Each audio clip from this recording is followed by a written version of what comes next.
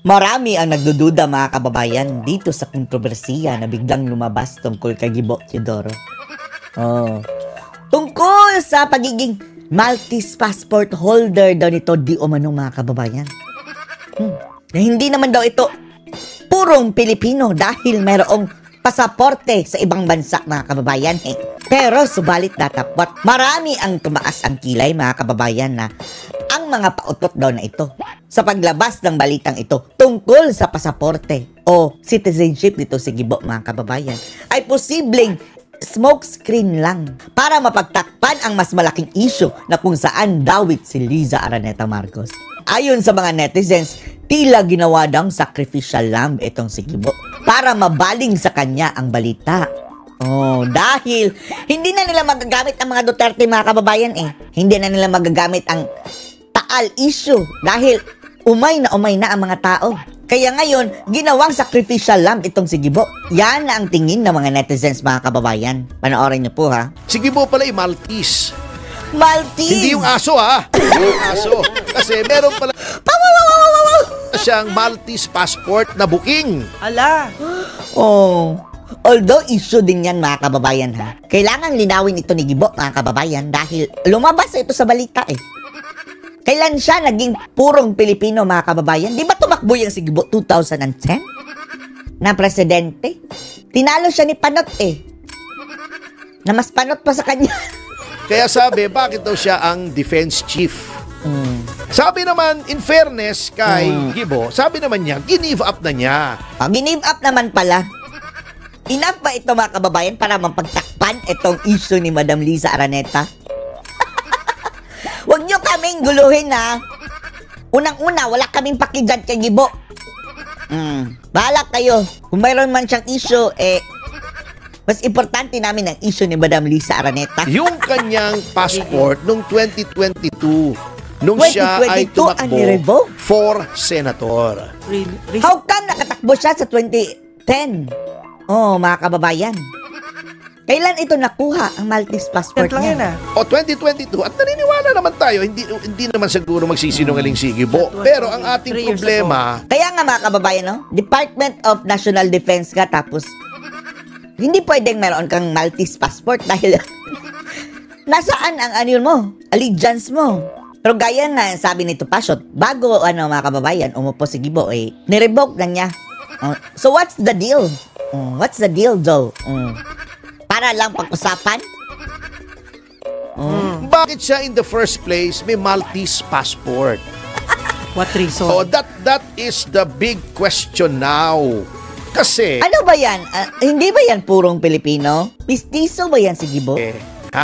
Kasi pag ikaw ay Pilipino at ikaw ay may ibang pasaporte, ay teka muna, what does that say about your allegiance to our government and your patriotism? Diba? Oo nga naman. Kahit mag-give up mo yun. Ano ba yan Maltese mga kababayan? Kaalyado ba yan ng Amerika? Ito si Gibo mga kababayan, amboy na amboy, diba? Ibig sabihin, for so long, gaano kakatagal mayroong Maltese passport? Gaano katagal dual citizen? Gaano katagal divided ang allegiance mo between the Philippines and Malta? At bakit Malta? Di ba? Attorney, ano yung Malta, please? Sabi nila. Hindi, country yun. Maliit na country yun. Di ba merong... Maliit na country? Merong pelikula si Humphrey Bogart, yung Maltese Falcon. Meron ding Maltese na aso. Pero may nagsabi rito, tamang-tama daw na Maltese si aso. Gibo. Pero kayo talaga napaka-malisyoso. Maltese dahil aso. Tuta ng si Gibo, Maltese siya.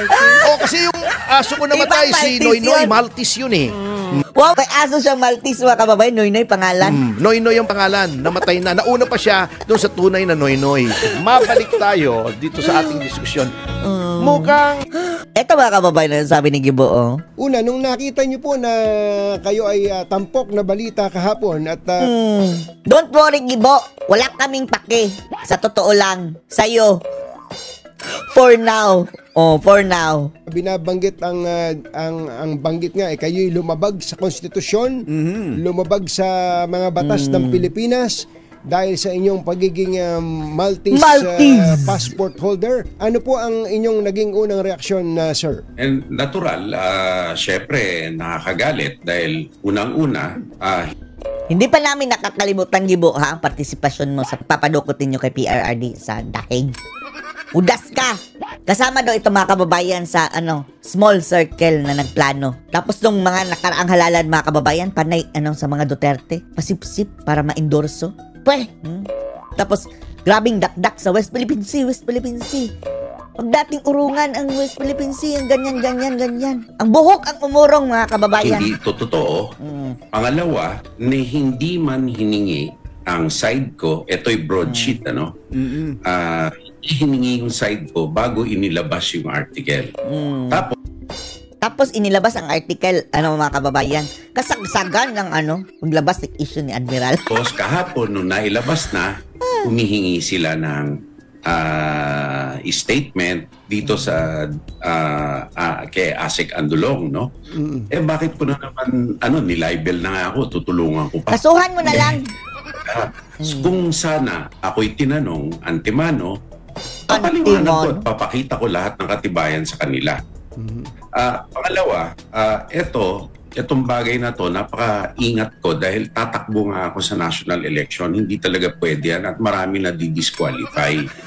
Kapag ikaw, eto mga kababayan, nag-aambisyon ito na tatakbo sa 2028. Di ka na, Gibo, huwag ka nang umasa. Linya ka sa sama-samang babangag muli eh. Kiss ka na. So, ginawa ko yung proseso na maaga, knowing it takes time. Ni-renounce ko yung dito sa BID at ipinarevoke. Mayroong reason mga kababayan na hindi ito kinuhang gabinete ni PRRD. May alam si PRRD dito mga kababayan. Doon mismo sa bansa na yon.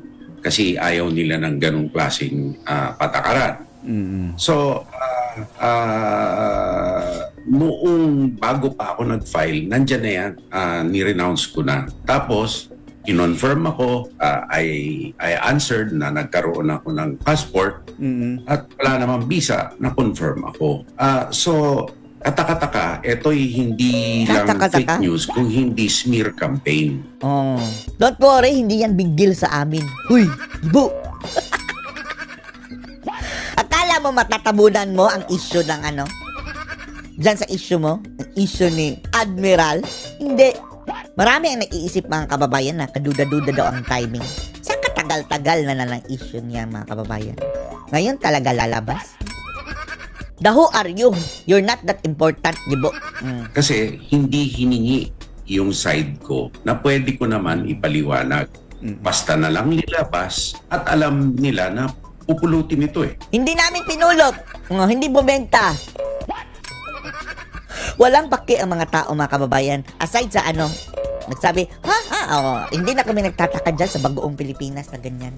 Ganyan talaga ang reaksyon ng mga tao mga kababayan. At anyway, di ba sinabi mo na doon sa commission on appointment na ni-revoke mo na? What's the big deal? Anong masasabi nyo dito mga kababayan na tila ginagawa daw sacrificial lamb itong si Gibo na ni-raise up agad ang kanyang issue para pagtakpan ang issue ni Admiral. Yan ang tingin ng mga netizens mga kababayan. Anong masasabi nyo dito? Post your comments below.